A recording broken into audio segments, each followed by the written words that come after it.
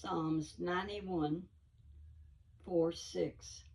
The heavens declare the glory of God. The skies proclaim the work of his hands. He will cover you with his feathers, and under his wings you will find refuge. His faithfulness will be your shield and rampart. You will not fear the terror of night, nor the sorrow that flies by day, nor the pestilence that stalks in the darkness, nor the plague that destroys in the midday. You know, my mom, that's the 91st Psalms, and she would read that when she was alone, and because it says the Lord's going to be with you through everything, and Daddy was real sick, and she had those boys to finish raising when he passed away, but the Lord was with her, and she did good. So good morning.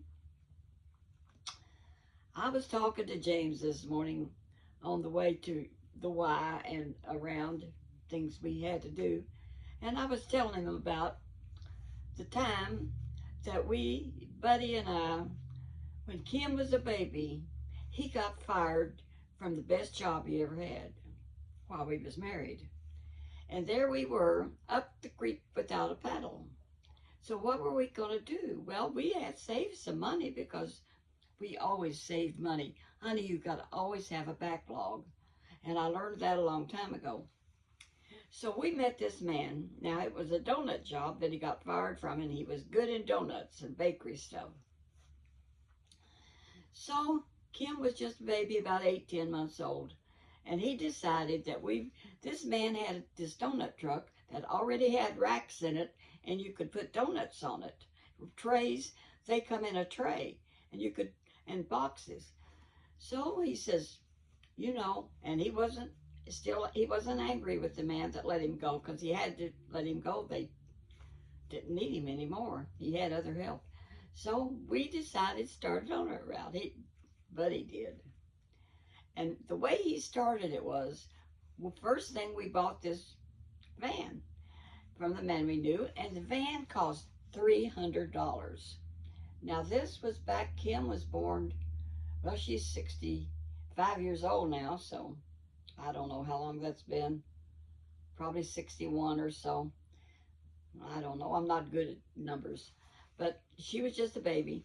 So he was dealing with this man to buy this van, and so we said, okay, we'll take it. It was ready to go, it was running, and it was in good shape.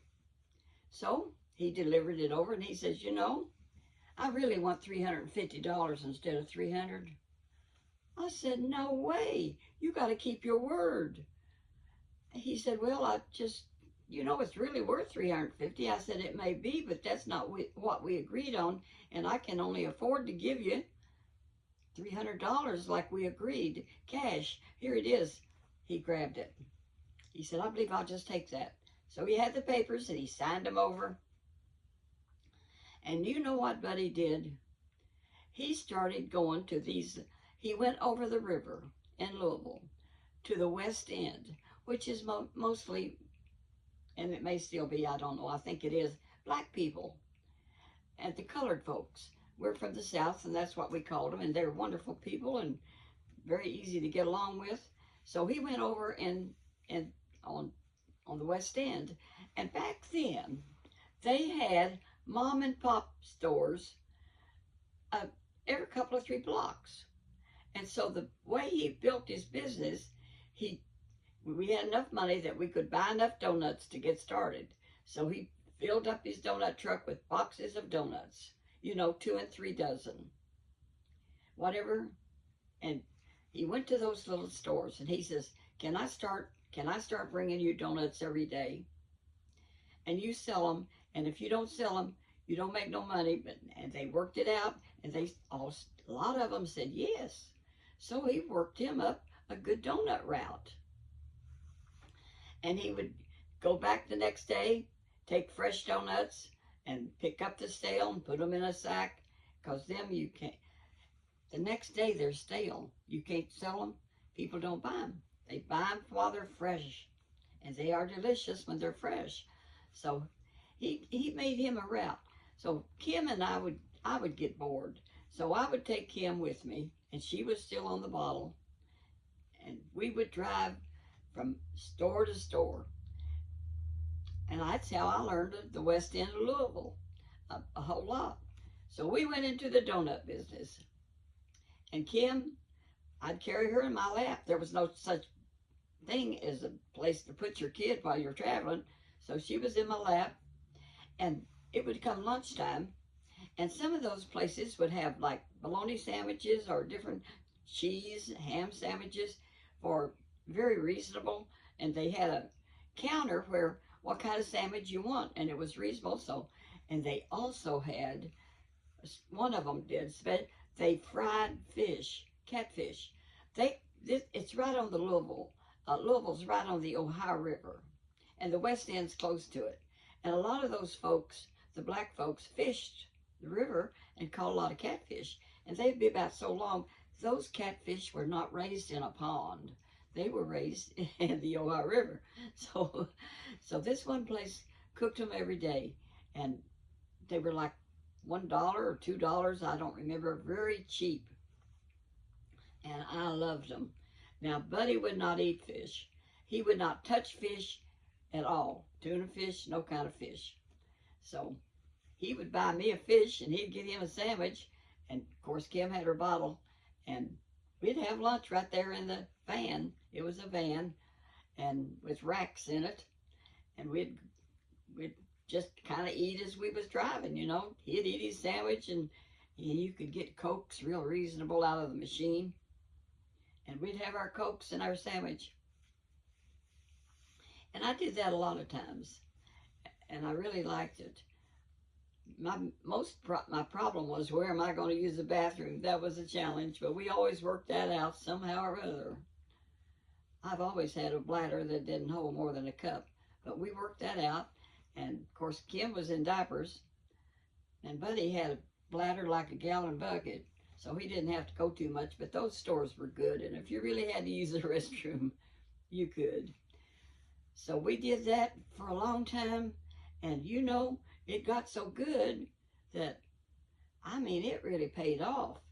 So we ended up, after a couple of years of having 3 vans on the road, hired my brother-in-law and another guy, and they was running routes. And about that time, these convenience stores come in that, like a jot 'em down store, like these General Dollar, except smaller. And they would have a lot of stuff, and they got real famous. And they put donut cases in the front of their store, and we started serving them donuts. And that was a real good money maker. We did real good with that. We even run to Elizabethtown, on down into Kentucky. And on Sunday mornings, I had to help out and deliver donuts in the car, which we had a nice car at that time. By then, because we stayed in the donut business a long time, it was about 1974 by then. He always stayed in the bakery business till we owned half of a bakery, and I told him he had to sell out, and he did, which was good. But it went well, and we made good money, and we just blew it as fast as we got it, because he was a country singer. And he would go to Nashville and hire these musicians, top-of-the-line musicians, to play on his sessions. I mean, he had the best. And it would run maybe $3,000 to cut a session. But I enjoyed going to Nashville. And what they do back then, and they still do it, is you cut a record, a small record, and then this company that you signed up with, they mail them out to the radio stations. And if it really catches on, then some big company will sign you and help cut your records, and they will pay for it all. But until that time happens, you pay for your own. But he got a lot of write-ups and singing news and places like that, and he got a lot of plays, but it didn't work. I knew Colonel Sanders because he had got saved at our church, truly gave his heart to the Lord when he was 76 years old. Evangel Tabernacle in Louisville, where Brother Wayman Rogers was pastor. And we had been praying for a millionaire, and God sent him. I mean, God truly answers prayer. I have seen it over and over. And when Colonel Sanders come, his first check, I was there the night that happened. And I tell about it on another YouTube. You could probably look it up. But his testimony is on YouTube. He tells how he always gave. He always gave to the Lord. His money, he paid tithe, but he never gave his heart to the Lord till he was 76. He didn't really know the Lord. So he truly got on his knees and prayed that prayer of forgiveness and dedication. He said his biggest problem was cussing, and he had a hard time quitting cussing. But he learned to just say, you're a blooming idiot or whatever, instead of, and never call God's name in vain anymore. But he really became, so after that happened, I went and asked him. I went to his house, made an appointment, called him up, and they let me in. Him and his wife let me in the door, and I told him what I wanted, more money to help Buddy cut records in Nashville. And he said, I believe I'll pass on that little lady. He was very nice and very kind, but we didn't get him money. But you know, the Lord took care of that, and we was able to do that. And we did it, what with making so much money on those donut routes we had, running 3 trucks, and we just blew that money just as fast as it come in, pretty well. Except for buying me that new Bonneville, 1974. That was a beautiful car, blue. But it didn't have air conditioning, which was an aggravation. I'd have wished many a time when we run that thing back and forth to Nashville, I got hooked on air conditioning in the motel rooms we stayed in. And I worked on getting window units for my house because, man, that felt good. I still like window units. I have a window unit where we live now, and you don't have to run the whole central air. So we did good, and it was fun traveling and eating that catfish. I was just telling James about this morning how enjoyable it was, and he started telling me how what they used to do on weekends, him and his wife. He had a boat, and anyhow, a little cabin or something, I don't remember exactly what, but there was a river, or a lake rather, down in Kentucky somewhere, and they lived over in Kentucky. He said he'd get home from work on Friday at 3:30. She would have everything ready to go, and by 4 o'clock they was on the road to the river and to camp and boat and do all that stuff and spend the weekend. Well, later on, we went through that, me and Buddy. So the first time we camped out, we did it with, and I've told about this on YouTube, but a lot of y'all are new. We bought an army tent. Now, an army tent will hold a lot of people. So me and my sister and her husband and her best girlfriend and her husband and our kids decided to go camping. So we took that big tent, and the men set it up and put the floor in it, and we laid our bedrolls out and everything. I mean, it was wonderful, and we cooked out on a little campfire and everything. We had skillets and stuff, and we did that. So we all went to bed. We had a good time. Buddy played the guitar, and we all sang, because he always had a guitar, and he'd play music any place we went. And any campground, and we did a lot of camping. We had, later on, we went through different campers. But after this one time, we went to something that had a roof on it. Cheap. But I'm still laughing thinking what happened. About 1 o'clock in the morning, or sometime early later in the night, 1 or 2 o'clock, I don't know. Everybody was sleeping good. It came a thunderstorm with thunder and lightning. The water, they didn't dig no trench around our tent. Next thing you knew, we was practically floating. I mean, it was awful. So there we are in the pouring down rain, trying to get that tent down, roll everything up, load it all in the car, and go home. And we went home, and we said, we're never doing that again. We learned the hard way, you can't do that. So we bought us one that was up off the ground, which was a lot better.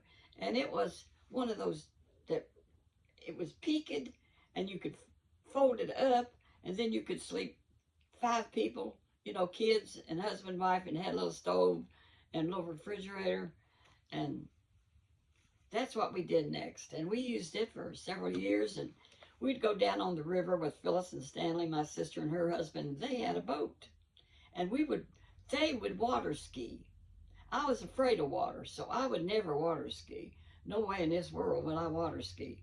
But they would water ski. And one time, me and Phyllis was driving the boat, and Buddy and Stanley, her husband, was water skiing, which I think is the most stupid thing I ever saw. Well, they said it gave them a thrill. So we was driving the boat, and Phyllis says, what if we just slow it down a little? That's too fast. That looks dangerous. And so she slowed it down, and guess what happened? They just sank. And she said, no, that's not working. So she speeded it back up, pulled them right out of the water and back up again. I said, don't do that again. We're liable to drown them. So we didn't. And they really got on us when we finally got them back into the shore. They would never let us run the boat anymore. They would take turnabout and do it themselves, because you got to keep it pretty fast or they won't stay on top of the water. Well, that was interesting. We had some fascinating times, and later on we had motorhomes. Buddy and I did. We bought a motorhome and used it for quite a while. And excuse me. And when our kids were married, and Karen married a minister, and they would have a church, and Kathy went to Bible school out west, and we bought a motorhome. And if we wanted to go traveling, we just had a place to sleep, a place to keep cool, had a generator. And James is looking at one now that is not for sale yet, but I think it may be his pretty soon. I'm trusting the Lord, and it does have a generator, James told me. He stopped by and talked to him again the other day, but they said, well, he said, how's it going? How's my motor home going? He said it like that. He said to the wife, the man wasn't there. She said, we're still working on it. She didn't say yay or nay. We're still working on it. I said, honey, she didn't say I'm not selling it to you or anything like that. So we still have high hopes. We have high hopes. I was thinking of a song, Good Golly, Miss Molly. I got to look that song up. I can't remember anything else about it except Good Golly, Miss Molly. I think that was the song we sang when I was a teenager. I'm going to look that up on YouTube. I'll find out all about it. And in the meantime, I'm going to say, so long, be good, walk that walk, or Jesus would be pleased with you. And I am so happy. I want to tell y'all something I learned before I go.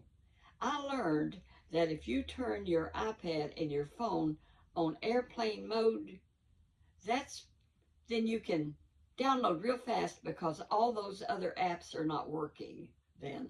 And your Wi-Fi is all yours, not all that other stuff. So now, yesterday, you can upload in 3 minutes. That's wonderful.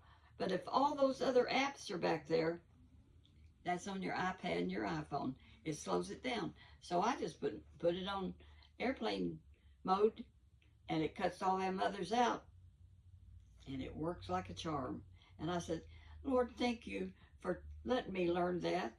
I learned it accidentally. But you think a lot of times things are accident. They're not. God knows what he's doing, and you know what he did. I'm going to tell you what he did. James and I was talking about this morning.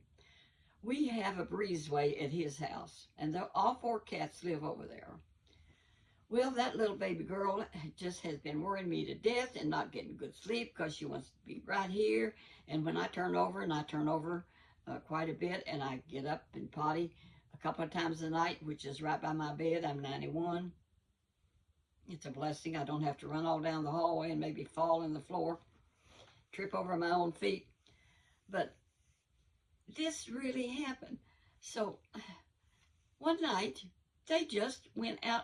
They want to, if they sneak out in the breezeway, they're just happy. You can't hardly get them in.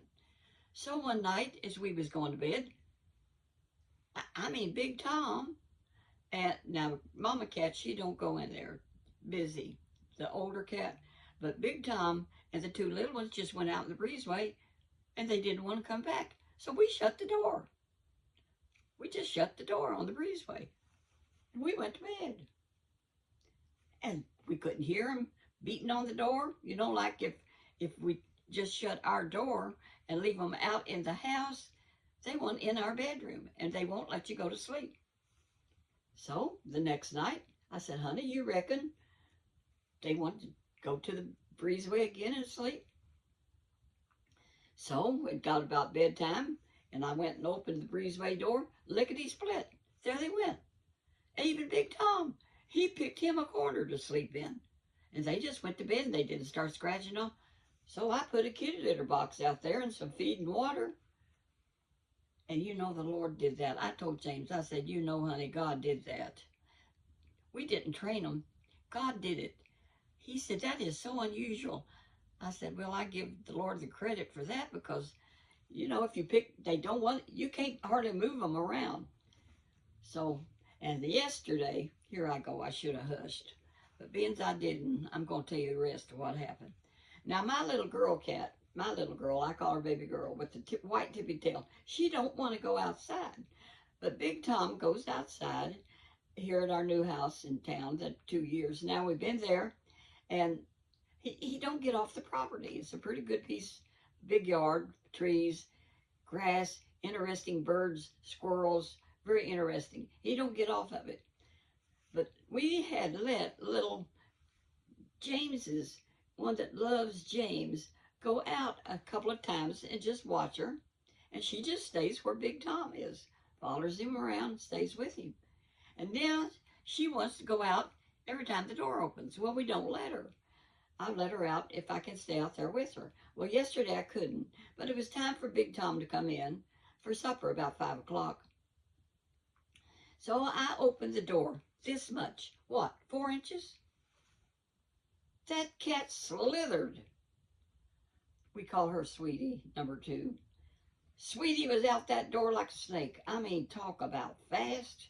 I mean, she moved like lightning. And James was over in his chair, which is over on the other side of that room. And I said, you couldn't see that, James, and I'm sorry, but your cat just slithered out the door, and I couldn't stop her. And she's out there. I says, and I don't want to go out there. There's mosquitoes. I can't go out there and sit and watch her.